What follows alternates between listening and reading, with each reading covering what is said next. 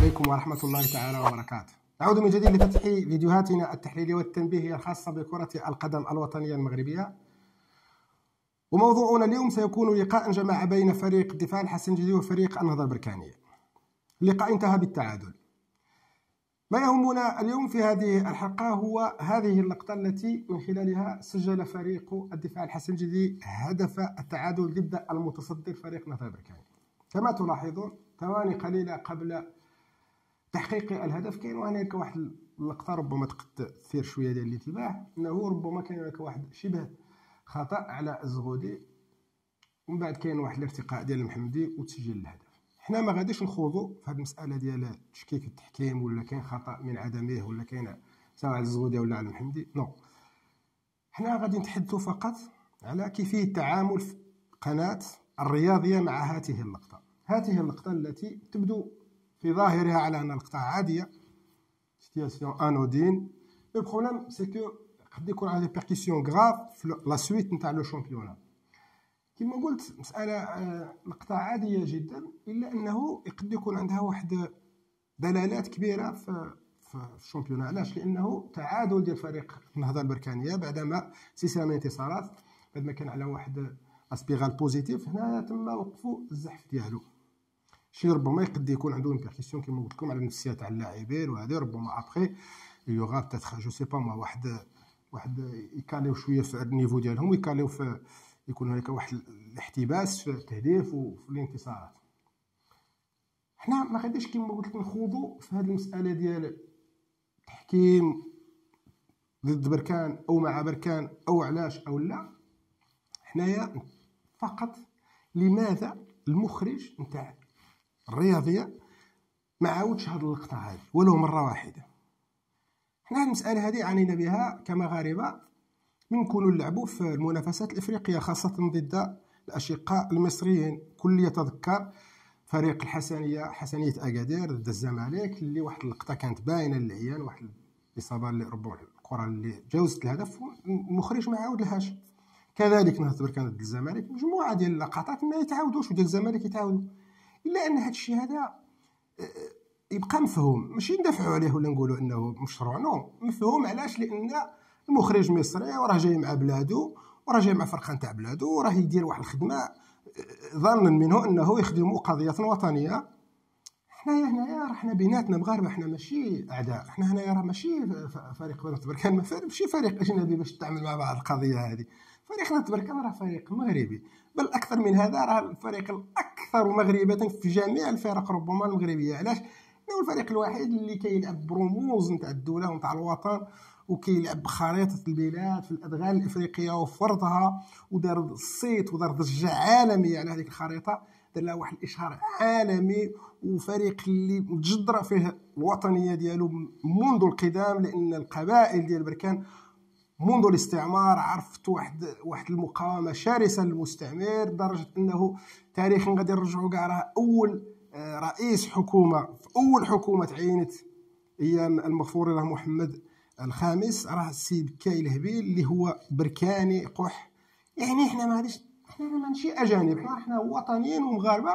بغينا كذلك على انه التعامل ديال قناه الوطنيه التي تمول من اموال الشعب، من اموال الدوله، تكون تتعامل معنا كما كتعامل مع الفرق الاخرى. علاش الفرق الاخرى ما يكون عندها واحد اللقطه فيها ان بو دو دوت، يكون امتي ليتيج، امتي يتم اعاده اللقطه حتى الغثيان. لو كنت تكون 80 كاميرا تعاود اللقطه 80 مره، كاين 10 تاع الكاميرات اللقطه كتعاود 10 تاع المرات. علاش حنايا فريق النهضه البركانيه هنا اللي متصدر الترتيب، واللي هذا الهدف هذا يقد ربما يكون عنده كما قلت لكم واحد الانعكاسات سلبيه تقد تاثر على الصيروره ديال البطوله، علاش ما تعاودتش هذه اللقطه رغم اهميتها؟ ما تعاودش حتى مره. وشنو باغي يدس درك هذا المخرج؟ علاش ما عاودلهاش؟ شنو باغي يدس؟ واش شاف فريمون بلي كاين اون فوت وبغى يدسها، بغى يدمس القضيه؟ نو، خاص يكون هنالك تعامل ديال الاخراج التلفزي. اقول هنا الاخراج التلفزي خصو يكون يفعل مبدا المساواه بين الفرق الوطنيه، سواء الفرق المثيره للترتيب المتوسطه او الفرق المتصدره للترتيب.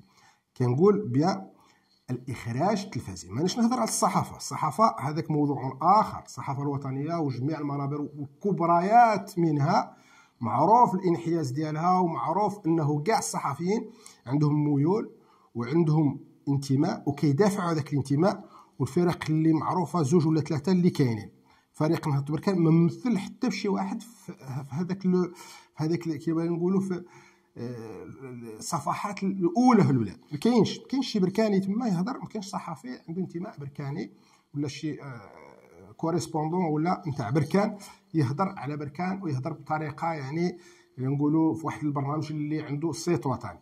حنا ماشي نهضروا على الصحافه هذاك الشيء شغلهم انه يكون عندهم انتماء ولا لا. ربما حتى هما ربما الا بغينا نهضروا مهنيين خصهم يتجردوا شويه بهذاك الانتماء ديالهم، ويكونوا ربما يهضروا على العمل الصحفي بحد ذاته، وما يبقاوش يقولوا الحوادث التي تخدم مصالح فرقهم. حنا كما قلت لكم نهضروا فقط على الاخراج التلفزي. خصو يكون موضوعي، خصو يكون نزيه، خصو يتجرد من الانتماء، لانه شفنا مرارا فرق يتم التعامل مع لقطاتها باطناب مفرط تعاود كاع الزوايا، وفرق كفريق النهضه البركانيه رغم تصدره الترتيب ورغم الا ان التعامل يبقى تعامل لا يرقى لمستوى الحياد التلفزي اللي خص يكون عليه مخرج تلفزي. هذا من جهه. من جهه ثانيه بغيت نوجه ماشي لوم ولا نداء، واحد النداء بسيط للقائمين على فريق النهضه البركانيه اللي هما انا جو لي كومبخون كنتفهمهم على انهم كيديروا الفريق بواحد لا كلاس بواحد ليغونس وكيتنزهوا باش ما يبغوش ينزلوا في هذا الامور هذه، الا انه احيانا ربما خص طون طون واحد بيكير دو رابيل.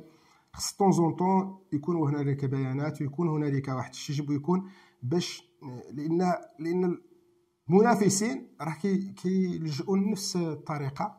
بل الادهى من هذا على ان هنالك فرق تقبع في الا بغينا نقولوا فيه مؤخره الترتيب والبيانات على الجهد.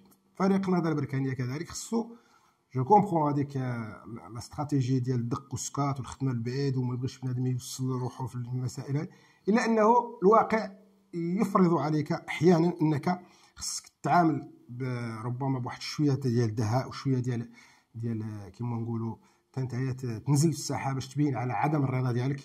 واللقطه بحال هذه اللي ما تعادش ربما كان خص يكون هناك واحد البيان يساق في الأروقة المسيرة لفريق النهضة البركانية باش توصل الرسالة، باش مرة أخرى ما يتجرأش شي مخرج ويبقى عاود يتعامل معنا يفوت لنا اللقطات اللي بغا ويدير الحوايج اللي بغا هو حسب لاكيز ديالو وحسب الانتماء ديالو وحسب الأجندة ربما اللي يخدمها. أتمنى أنني ما نكونش طلت عليكم. استودعكم الله الذي لا تضيع ودائعه. طاب يومكم، والسلام عليكم ورحمة الله تعالى وبركاته.